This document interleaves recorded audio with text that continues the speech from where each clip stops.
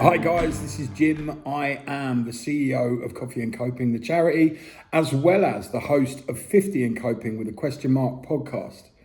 You might remember that we had Dan, former Marine, now an inspirational human being. He has decided to do the Arctic Spine race, and in doing this, he is supporting my charity, Coffee and Coping.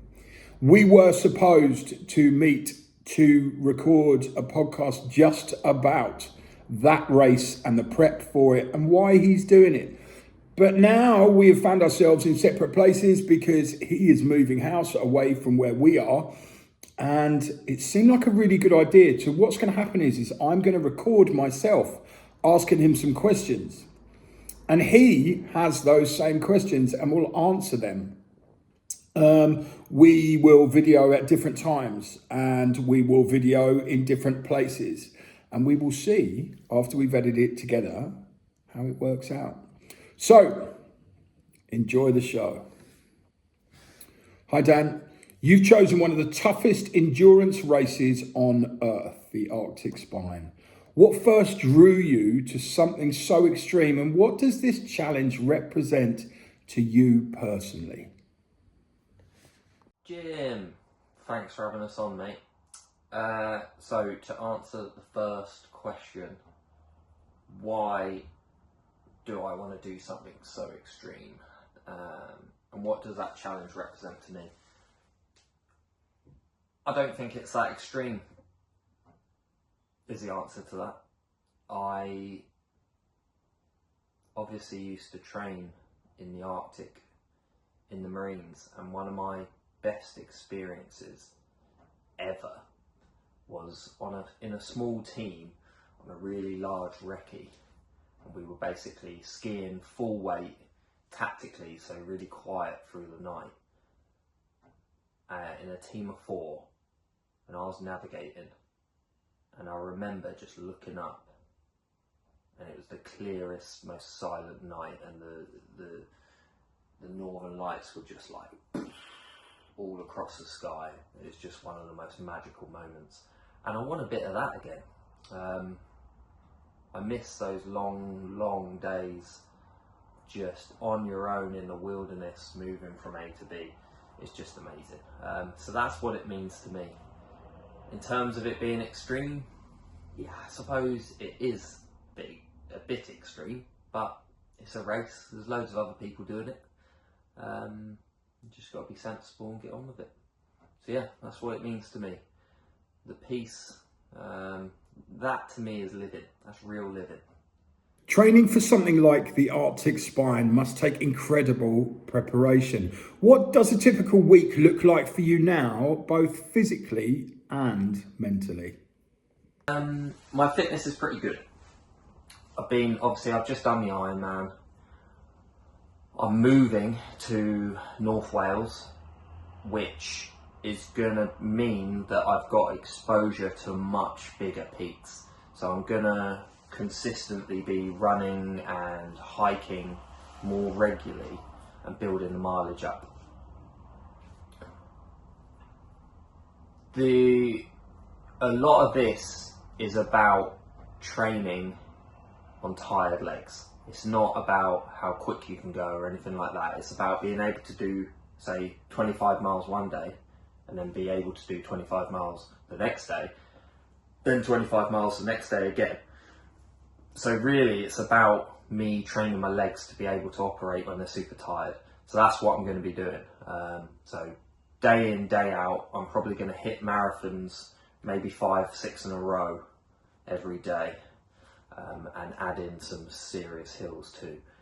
And then the rest of the training is really admin, making sure you're good with your kit. And that is one of the main things in the Arctic, is being on top of your kit, because if you're not, you can get in serious trouble. No matter how fit you are, if you can't put up a tent or use a stove in bad weather, you're going to find yourself in trouble. So that's going to be, I'd say, even more emphasis on that, because my fitness is pretty good. The admin, I've just got to make sure it's squared away. Yeah. Many veterans talk about missing the structure and brotherhood of service. Does training for something like the Arctic Spine give you a sense of that again, both the mission and focus? I do think it gives me a mission. It's not like the military though, and I left a long time ago. I was at war 15 years ago. I left the military in 2014, so 11 years ago. I don't really get that sense of brotherhood with stuff like this. I do in my work, and I do working with veterans, but this is a personal goal. And I'm doing it solo. There are people doing it as a team, but I'm doing it on my own. I like being on my own, and I like doing hard things on my own. So yeah, it's more of a personal challenge than it is like something like the military. When I was in the military, sometimes I was on my own, but rarely on your own. You're normally in a small team, especially in the Royal Marines. So yeah, it's definitely a personal endeavour. There is a deep mental side to races like this. What goes through your mind during those long hours in the cold, and what keeps you moving when your body wants to stop? The thing that keeps me moving when it gets hard, which it will get hard, is gratitude. I am just super lucky. I'm a super lucky guy to be able to do the things I do, and I have a lot of gratitude for it.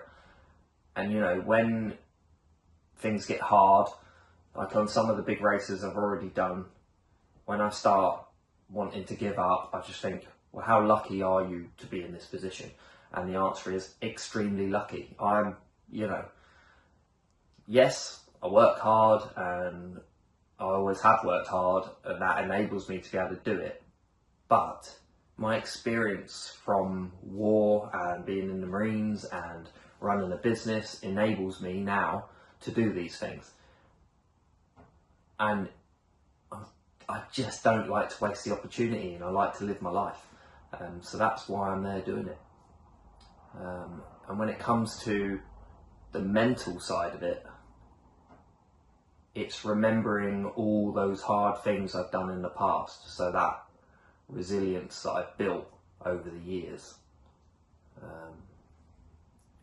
doing all the other stuff, is enabling me to do these things. And when it gets tough, which it will, and it would for anyone, I will dig back into the stores in my mind of all the other hard things that have happened on mountains and on races and at war, and remember that I got through them and I can get through this. It's just one foot in front of the other, and just got to keep going.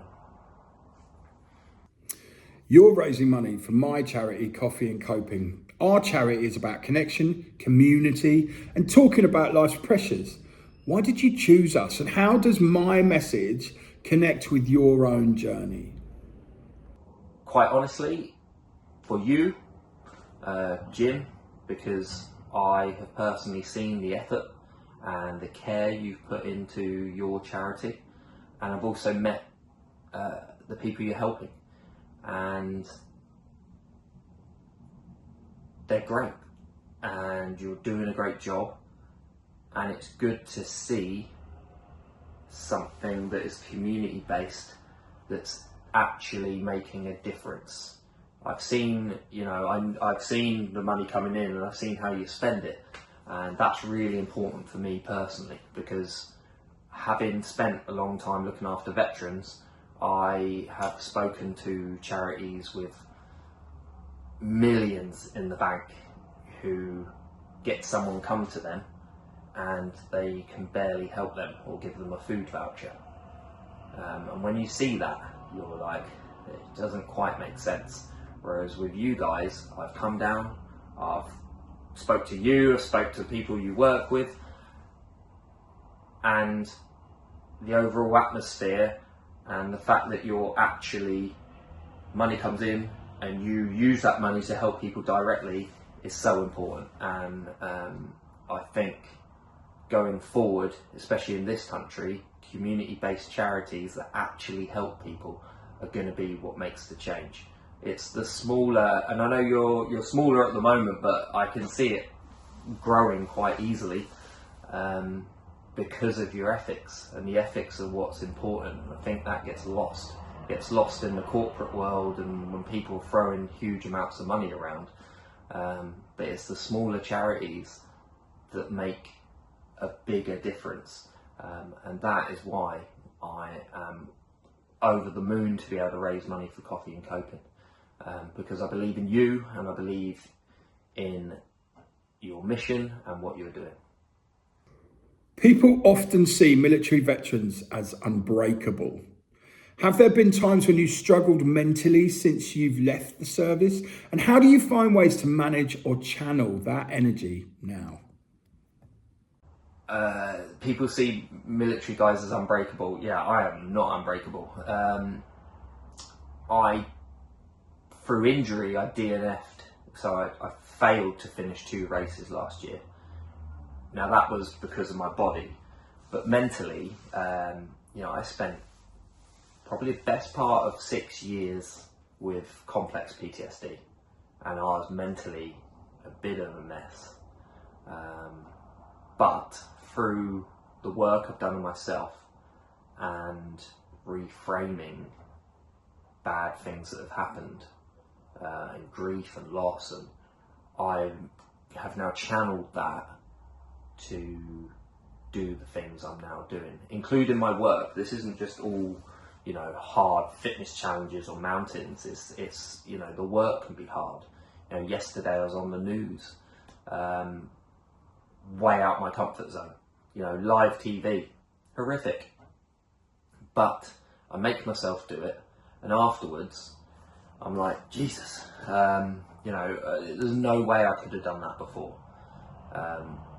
But by working on myself and coming to meetings like yours, where I see people talk and about their struggles and how they're doing, it just makes, you surround yourself with good people, makes a huge difference. And yes, I definitely am not unbreakable, but I do have a power and a purpose and a drive that means that I can do these things. And if I can do these things, I may as well use it for a good purpose, and that's what I'm doing. The Arctic can be brutally isolating, just you, your skis and the cold. Do you find that kind of isolation healing, confronting, or a bit of both? I like to confront myself. So that's why I do a lot in the mountains. Normally I'm with someone else in the mountains, but sometimes I end up on my own, quite regularly actually. And that journey has been some of the biggest growth I've ever had. Learning about yourself. There's no hiding in the mountains, there's no hiding in these big races. If you aren't quite sure who you are, you're going to find out. So yes, I do find it maybe not healing, but I find it transformative, and I always learn something about myself. And it's one of the reasons I love doing it. And it's one of the reasons I also don't care about the outcome. Obviously I want to do well in everything I do, but I know on the mountains, if I don't make the summit, it's not the end of the world, but I always learn something and I always have a good time. It's some of the best things I've done have been where I've failed. I've then learnt from the failure and gone on to do more. I think that's the important lesson from it. So yeah, to answer your question, do I like being on my own and doing these things? Yeah, I absolutely love it. And if I'm on my own in the Arctic and it's a clear night and I've got the northern lights, it'll just be amazing. Me, skis, bit of weight, can't ask for much more than that, to be honest. You and I both talk to a lot of men in our life, and I want to know, either ex-forces or civilians, do you think we're getting better at talking about our struggles and our problems, or are we still not getting the message? I actually do. A lot of people contact me who who have never spoken to anyone about anything.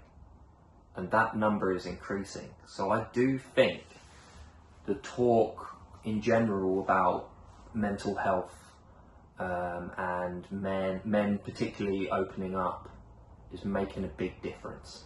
I do think it is leading towards something better. So yeah, I do think by even me doing the small amount of work that I do and you guys doing the great work you do, I do think that is making a difference, and I think it's important. If someone's watching this video and they feel stuck, maybe they don't have a big project coming up, or they're unemployed and have no purpose at this point, right? What would you say to help them take their first small step forwards? Well, I think that answers it. You take a small step forward. You don't take big steps. You need to, so with my clients, we look at every single aspect of their life and then look at what's going well and what isn't going well. And then we come up with goals to help improve that. But what the key is not doing too much all of a sudden, because the problem is if you do too much, is that it can just become overwhelming and then you end up essentially giving up or failing, which isn't a problem failing, but then you just need to reel it back again and go again. But if you do small steps consistently, you will then look back at a year and be like, bloody hell, like I've gone from there and now I'm here. So what I would say is take your time, be patient, set some goals, and they don't have to be crazy big goals. They don't have to be an Arctic spine race or some big mountain. It could be going to do a park run or giving a talk at a local charity event, or, you know, it could be anything. It could be, you know, not going for free coffees, only having one a day. It can be such simple things that can make such a difference. And if you start creating better habits, but just start off small steps and work towards something. But that's what I do. The difference is I then have the accountability that comes with it. So when people work with me, they then know that I'm going to be getting in contact with them to check that they're doing the goals that we've set for them. And that's where you see the change. When someone has a purpose that isn't just themselves, you tend to get stuff done easier. Same with the drinking, trying to quit drink. You need, sometimes that purpose is you. And sometimes it's to make sure you do better at work, or you are more inspirational for your kids, or you want to get fitter so that you live longer. You know, you need to work out why you're doing or want to improve.